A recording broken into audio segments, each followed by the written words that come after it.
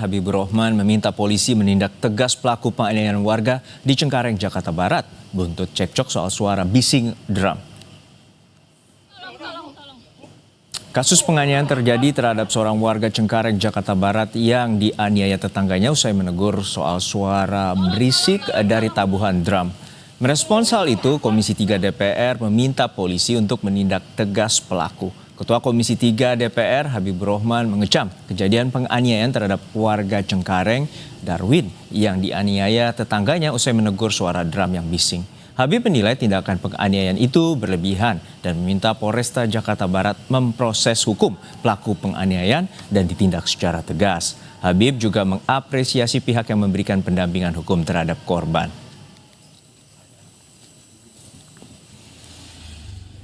Kasus penganiayaan terhadap Pak Darwin di Cengkareng, Jakarta Barat yang terjadi akibat beliau menegur tetangganya yang membuat bising dengan bermain drum. Saya pikir ini perlakuan terhadap beliau sudah sangat-sangat keterlaluan. Saya minta kepada Saudara Kapolres Jakarta Barat untuk menindak tegas pelakunya. Jangan ada toleransi adanya pihak-pihak yang bersikap arogan, melakukan tindak pidana seenaknya, dan mengintimidasi orang lain.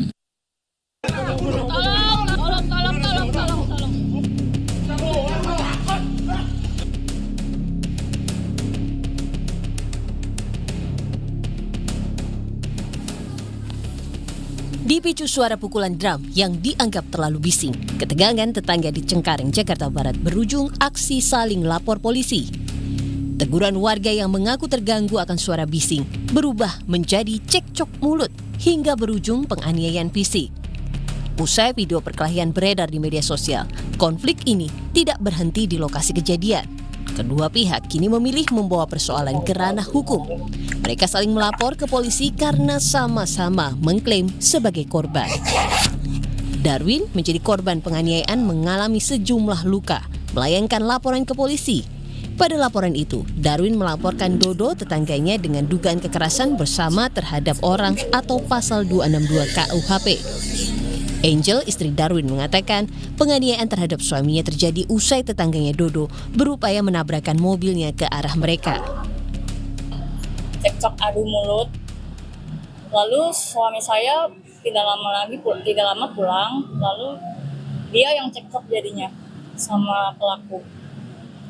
Nah pas cekcok itu, orang tuanya pelaku tiba-tiba dari belakang mobilnya langsung sengaja ditabrakkan ke kita. Jadi kita langsung jatuh. Aku jatuh. Kalau dia setelah dia terjungkal, dia langsung dipiting. Seperti yang di video ya? Iya, seperti yang di video. Sambil dipiting itu, bapaknya si pelaku turun dari mobil langsung menendang dengan kencang punggung dia yang sekarang sambil dipiting. Sambil ditendang juga sama papanya. Sementara itu, Dodo Siagian, terduga pelaku penganiayaan, melakukan laporan balik terhadap Darwin ke polisi setelah mengetahui pihaknya dilaporkan ke polisi. Dodo mengaku laporan balik yang ia lakukan berdasarkan asas kausalitas atau pasal 448 ayat 1 KUHP, yakni dugaan pemaksaan dengan ancaman kekerasan. Meski demikian, Dodo berharap ada upaya damai untuk menyelesaikan kasus ini. Pihaknya memastikan akan mencabut laporannya jika ada perdamaian. Bilang, udah LP dia. Oh, udah LP lain cerita, saya bilang. Udah LP. Ya udah, kita balik lagi ngomong ke RW, nggak jadi mediasi. Gitu. Saya langsung LP balik di sini. LP-nya apa? LP-nya kausalitas. Ya sama-sama cabut kalau damai kan. Iya. Akan dimulai dari Bapak dulu atau nunggu dari? Bebas, gitu. Wakasat Reskrim Polres Metro Jakarta Barat Kompol Kenardi Dewanto bilang saat ini pihak kepolisian masih menunggu masing-masing pelapor untuk menghadirkan barang bukti. Jika nantinya kedua pihak telah melengkapi barang bukti laporannya, Polres Metro Jakarta Barat segera melakukan gelar perkara.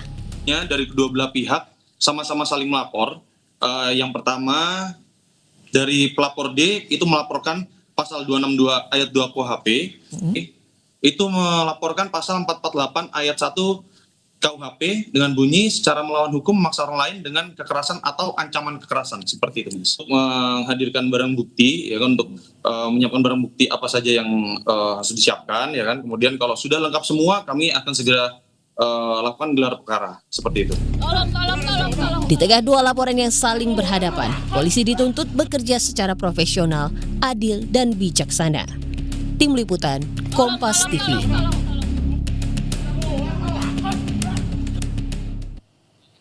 Lalu bagaimana penanganan terhadap aksi saling lapor dalam kasus penganiayaan yang dipicu suara bising drum? Kita bahas bersama Hermawan Sulistyo, Guru Besar Universitas Bhayangkara Jakarta. Selamat petang, Prof. Kiki.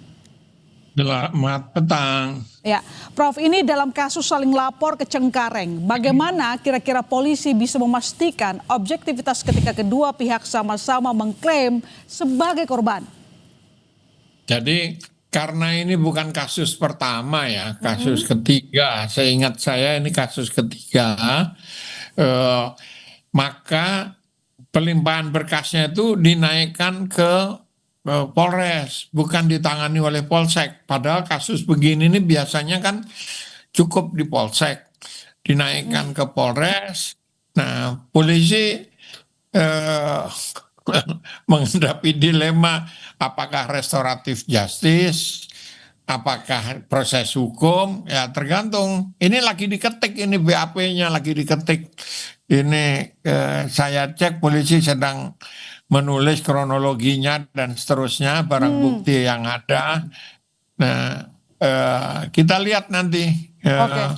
Prof, tapi kan, sorry Prof, saya potong. Keduanya mengaku sebagai korban. Lantas bagaimana polisi harus menyesuaikan skala prioritasnya? Dibikinin ring tinju aja. Dibikinin ring tinju aja kalau nggak mau berdamai. Nah, karena penanganannya bisa kausalitas seperti penasihat hukum itu, yaitu kasus penganiayaan itu disebabkan oleh bunyi drum. Itu kausalitas. Tapi bisa juga dibelah menjadi dua kasus. Kasus masalah gangguan lingkungan dan masalah penganiayaan. Penganiayaan itu juga bisa penganiayaan, betul memang penganiayaan, atau berkelahi. Kalau orang berkelahi kan nggak bisa dibilang penganiayaan gitu. Ya, kita lihatlah bukti-buktinya sejauh apa. Karena ini lagi diproses oleh polisi dan polisi hati-hati sekali karena sudah viral ini. Lantas Prof. Kiki, dengan kasus ini saling lapor, bagaimana pihak penyidik memastikan atau membuktikan profesionalismenya dalam agar tidak terlihat seperti memihak atau mungkin terpengaruh atas tekanan publik? Tapi kalau semua bukti sudah terkumpul, kemudian polisi ngambil keputusan, tetap saja akan ada kontroversi di ruang publik. Mengapa? Pasti orang terbelah. Oh, yang mukul itu salah. Oh, yang dipukuli itu yang salah karena bla bla bla bla bla. Nah, itu tergantung prinsip yang digunakan, apakah kausalitas atau terpisah gitu. Dan ini pasti tetap akan aja, apapun keputusan polisi tetap akan kontroversi karena sekarang saja publik sudah terbelah nih antara yang pro si A dan pro si B gitu. Tapi kan Prof, yang kita lihat korban yang bernama Darwin itu terbukti ada bekas penganiayaan seperti itu. Jadi dalam kasus ini bagaimana kita bisa memastikan atau indikator profesionalisme oleh pihak kepolisian, meskipun tadi Prof mengatakan bahwa apapun kata mereka ada kontroversi yang ditimbulkan. Tapi dengan fakta yang satu memang jelas mengalami penganiayaan, bagaimana kita memposisikannya? Ya kita lihat tadi sudah diputuskan, saya minta data, sedang diketikin, sedang ditelusuri pakai pasal berapa penganiayaan, pasal penganiayaan. Saya bukan ahli hukum ya, saya tidak tahu pasal-pasalnya, tapi itu sudah dikenakan pas sementara pasal ini, pasal itu gitu. Jadi apakah memang ada desakan dari DPR yang menyebut bahwa apa yang dilakukan oleh yang memain drum itu, yang mengganggu dianggap Darwin ini, ditindak tegas katanya karena tidak dapat diterima. Apakah ini bisa menjadi mempercepat penyidik untuk bekerja?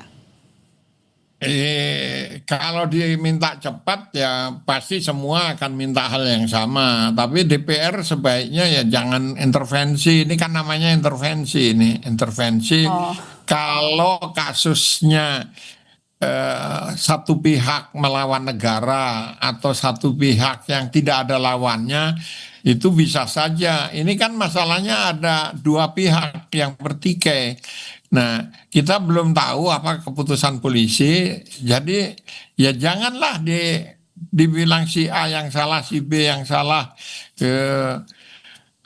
Nanti tambah kisruh aja ini faktanya. Biarkan polisi bekerja dulu. Orang kejadian baru sehari juga.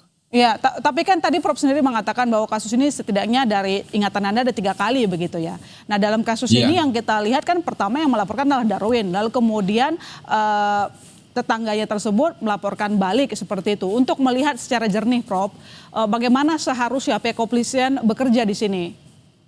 Begini, kasus ini dilaporkan ke polisi dan minta polisi menyelesaikan itu sudah bagus ya. Artinya orang berusaha tidak melakukan kerusuhan sendiri gitu.